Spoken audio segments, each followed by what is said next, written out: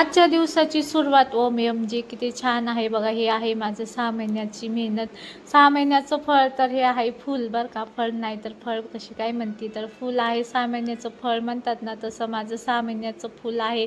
तर किती दिवसांनी माझ्या मोगऱ्याच्या झाडाला बघा किती मस्तपैकी कळ्या आल्यात.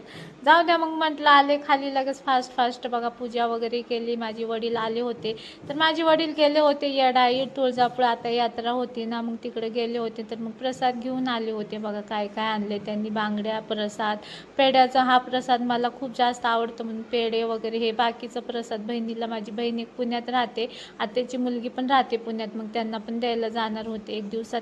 मी विश्रांतवाडीला राहते. माझे पप्पा भोसरीला 10 टायर गाडी चालवतात, ट्रक ड्रायव्हर आहेत, त्याच्यामुळे त्यांचा अवतार तसा झालाय.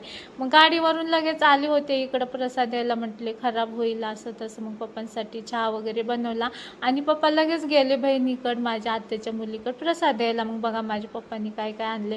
पहिला अंगूर वगैरे काढून खाल्ले, द्राक्ष बरं का. तर मग द्राक्ष खाल्ले. तिकडं पोरांना अननस आवडतंय, नातींना म्हणून अननस आणलेत, आणि लेकीला द्राक्ष आवडतात, आणि वॉटरमेलन, टरबूज आवडतं. आणि मला नाही का टरबुजाचा हाच पाट खूप खायला आवडतो भारी. बाकीचं मी एवढं खात नाही बरं का. आणलं ना पहिलं तो वाला पाट खाऊन घेते, मला खूप जास्त आवडतो, काय माहिती का.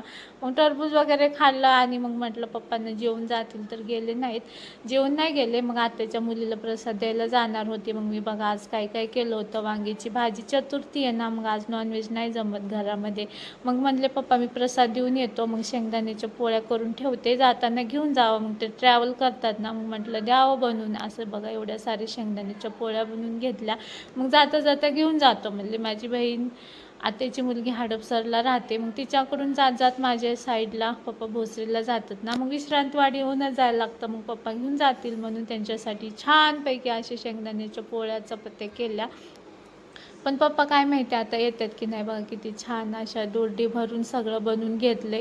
छान वाटलं नाही का असं बघितलं की, बघा किती अन्नपूर्ण आहे. मी छानपैकी एवढा सारा स्वयंपाक बनवून घेतलाय बघा. आणि म्हटलं थंड करायला ठेवूया, असं एकावर ठेवलं ना थोडंसं शेंगदाण्याच्या पोळ्या खराब होतील म्हणून असं ठेवून दिल्या. स्वयंपाक वगैरे सगळं आवरून घेतलं ना, मग बाकीचे कामं करायला मोकळं नाही का. मग भाकरी पण केल्या होत्या वांगीच्या भाजीसोबत, आणि इकडं बघा जेवण पण झालं आमचं. तर चला आजसाठी एवढंच. उद्या भेटूया उद्याच्या ब्लॉगमध्ये. चलो.